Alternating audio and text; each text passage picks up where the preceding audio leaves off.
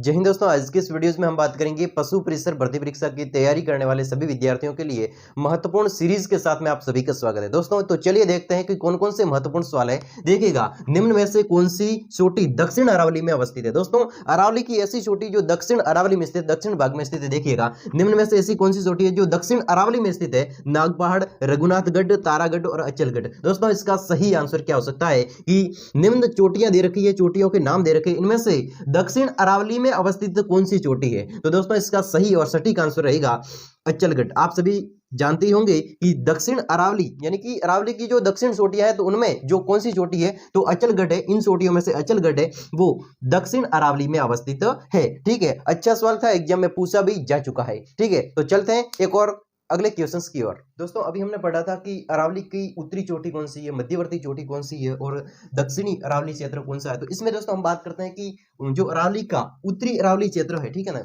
उत्तरी अरावली क्षेत्र है, उसमें कौन कौन सा भाग आता है। अब हम समझते हैं कि उत्तरी अरावली क्षेत्र में कौन कौन सा भाग आता है, उत्तरी अरावली क्षेत्र में कौन कौन सी अरावली की चोटियां आती है, इसके बारे में देखते हैं। देखिएगा, जो उत्तरी अरावली क्षेत्र है इसमें जयपुर से खेतड़ी झुंझुनू तक, जयपुर से खेतड़ी झुंझुनू तक का जो भाग है वो उत्तरी अरावली क्षेत्र के अंतर्गत आता है। दोस्तों जो शेखावटी, शिखर और तोरावटी पहाड़ियां आती है, किसमें आती है, उत्तरी अरावली क्षेत्र में। शेखावटी, शिखर की, तोरावटी की पहाड़ियां आती है वो उत्तरी अरावली क्षेत्र में। एग्जाम में सवाल यह भी आ सकता है कि शेखावटी एवं सीकर की तोरावटी पहाड़ियां किस क्षेत्र में आती है। तो दोस्तों उत्तरी अरावली क्षेत्र के अंतर्गत आती है, ध्यान रखना। और दोस्तों इसके बाद में जयपुर में कौन सी पहाड़ी है, जयगढ़, नाहरगढ़, मोहनपुरा। जयपुर में जयगढ़, नाहरगढ़, मोहनपुरा पहाड़ियां आती है, ये बात ध्यान रखना। जयपुर के अंतर्गत यानी कि उत्तरी अरावली क्षेत्र में आती है। उत्तरी अरावली क्षेत्र में जयगढ़, उत्तरी अरावली क्षेत्र में नाहरगढ़, मोहनपुरा, ये पहाड़ियां उत्तरी अरावली क्षेत्र के अंतर्गत आती है। इसके बाद में अलवर का जो भाग है ये भी उत्तरी अरावली क्षेत्र के अंतर्गत आता है। तो अलवर की पहाड़ियां भानगढ़, सीरावास, सरिस्का और बिलाली। ठीक है, अलवर के अंदर भानगढ़ दुर्ग है, ठीक है ना,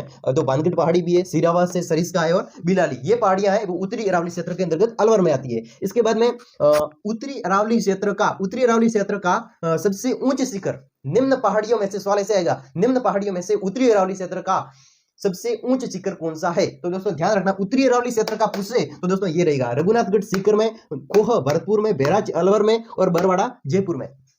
ये है उत्तरी अरावली क्षेत्र का ऊंच शिखर कौन सा है। तो दोस्तों रघुनाथगढ़ पहाड़ी शिखर में है, ये उत्तरी अरावली का ऊंच शिखर है। इसके बाद में खोह, ये भी ऊंच शिखर है, खोह भरतपुर। इसके बाद में बैराज अलवर में स्थित है, बैराज अलवर में, ये भी उत्तरी अरावली का ऊंच शिखर। इसके बाद में बरवाड़ा जयपुर, ये भी उत्तरी अरावली का ऊंच शिखर में शामिल है। सवाल आ सकता है। तो अब देखते हैं, ये तो हमने देखा अरावली क्षेत्र का उत्तरी भाग, ठीक है, उत्तरी क्षेत्र। लेकिन अब हम बढ़ते हैं मध्य क्षेत्र, यानी कि मध्य भाग में, अरावली के मध्य क्षेत्र में कौन कौन सी पहाड़ियां आती है। बात करते हैं कि मध्य अरावली क्षेत्र में कौन कौन सा भाग आता है। मध्य अरावली क्षेत्र की बात करें तो दोस्तों अजमेर से राजसमंद तक का जो भाग है, अजमेर से राजसमंद तक का जो भाग है वो मध्य अरावली क्षेत्र के अंतर्गत आता है। तो मध्य अरावली क्षेत्र में जो क्या है कि मेरवाड़ा पहाड़ियां, मध्य अरावली क्षेत्र में कौन सी पहाड़ियां हैं, अजमेर से राजसमंद के बीच में मेरवाड़ा की पहाड़ियां मुख्य रूप से स्थित है। तो ये अजमेर जिले में विस्तृत है, मुख्य रूप से कहां पर, मुख्य रूप से अजमेर जिले में विस्तृत है, कौन सी, मेरवाड़ा की पहाड़ियां। तो ये भी मध्य अरावली, मेरवाड़ा की पहाड़ियां कौन से क्षेत्र का भाग है, तो मध्य अरावली क्षेत्र का भाग है। ये तो इसका बात होगी। इसके बाद में दोस्तों थर्ड पॉइंट आता है कि उत्तरी, मध्य और दोस्तों दक्षिणी अरावली क्षेत्र। अब आ रही है दक्षिणी अरावली क्षेत्र, तो इसमें कौन कौन सा भाग आता है इसको हम देखते हैं।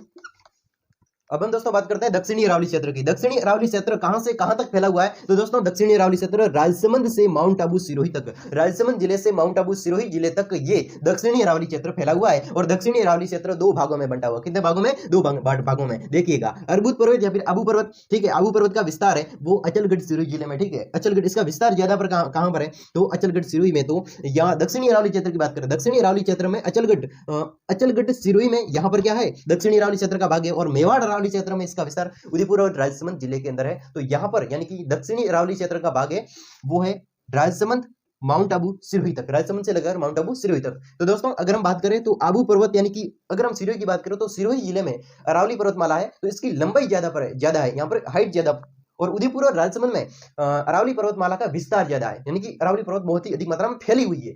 कहां पर, उदयपुर और राजसमंद में। और सिरोही जिले में अरावली पर्वतमाला की क्या है, हाइट ज्यादा है, ठीक है। तो ये भी एग्जाम में सवाल पूछा जाता है, ध्यान रखना। और चाहे तो स्क्रीनशॉट ले सकते हैं। तो दोस्तों मिलता हूं नेक्स्ट वीडियोज में, तब तक के लिए आपके अपने दोस्त को अनुमति देवे, धन्यवाद।